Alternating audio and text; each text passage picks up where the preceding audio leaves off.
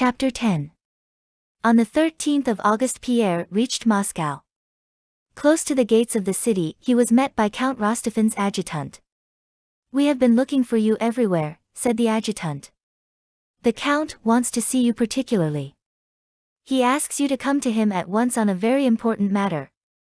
Without going home, Pierre took a cab and drove to see the Moscow commander-in-chief. Count Rostopchin had only that morning returned to town from his summer villa at Sokolniki. The anteroom and reception room of his house were full of officials who had been summoned or had come for orders. Vasilchikov and Platov had already seen the count and explained to him that it was impossible to defend Moscow and that it would have to be surrendered.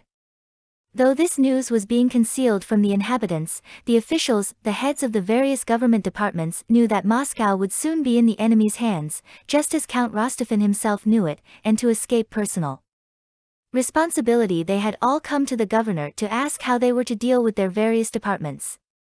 As Pierre was entering the reception room, a courier from the army came out of Rostopchin's private room.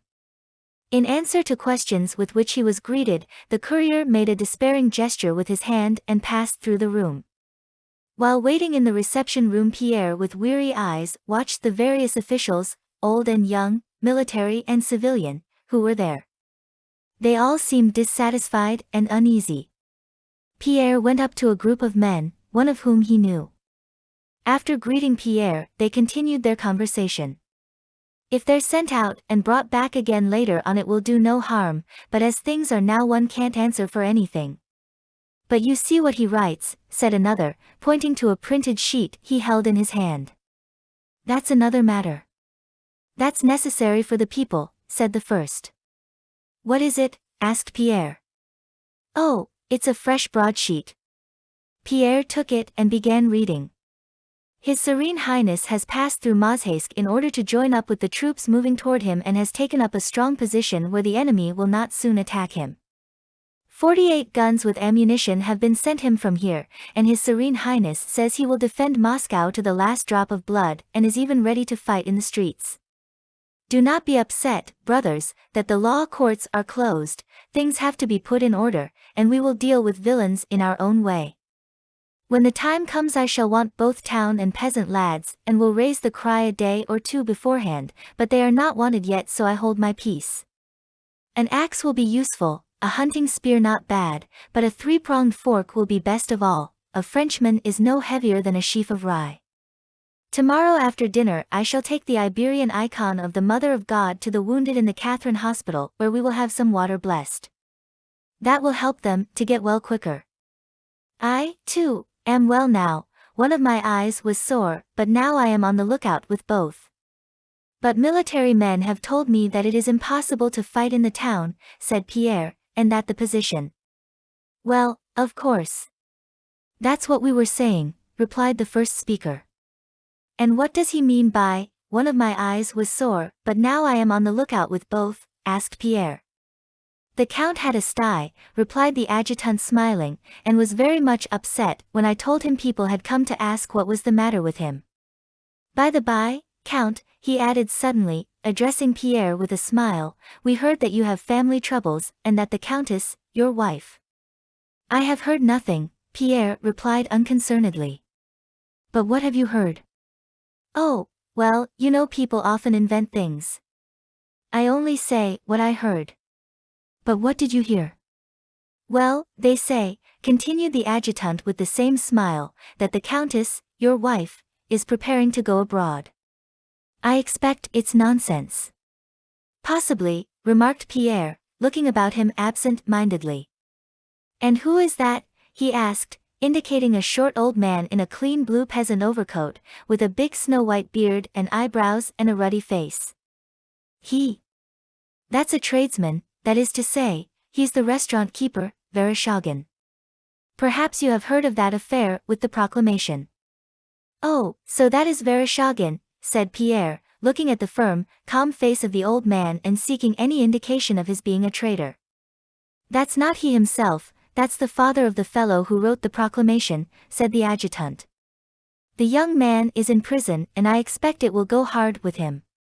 An old gentleman wearing a star, and another official, a German wearing a cross round his neck, approached the speaker. "It's a complicated story, you know," said the adjutant. "That proclamation appeared about 2 months ago. The Count was informed of it. He gave orders to investigate the matter. Gabriel Ivanovich here made the inquiries. The proclamation had passed through exactly 63 hands. He asked one, 'From whom did you get it?' 'From so and so.' He went to the next one.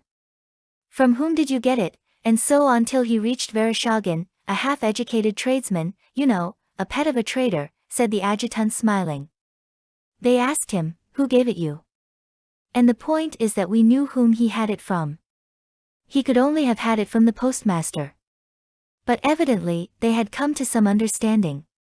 He replied, 'From no one, I made it up myself.'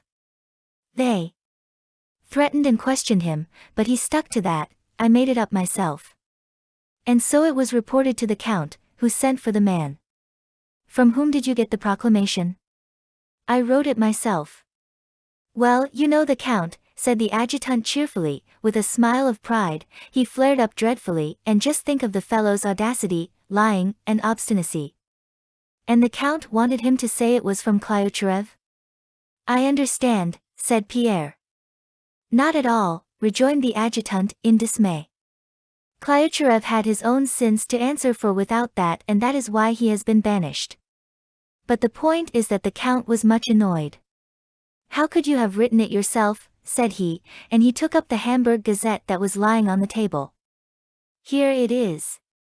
You did not write it yourself, but translated it, and translated it abominably, because you don't even know French, you fool.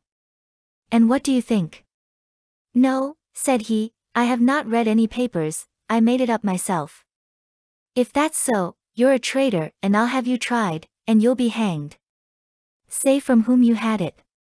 "I have seen no papers, I made it up myself." And that was the end of it. The Count had the father fetched, but the fellow stuck to it. He was sent for trial and condemned to hard labor, I believe. Now the father has come to intercede for him. But he's a good-for-nothing lad. You know that sort of tradesman's son, a dandy and lady killer. He attended some lectures somewhere and imagines that the devil is no match for him. That's the sort of fellow he is.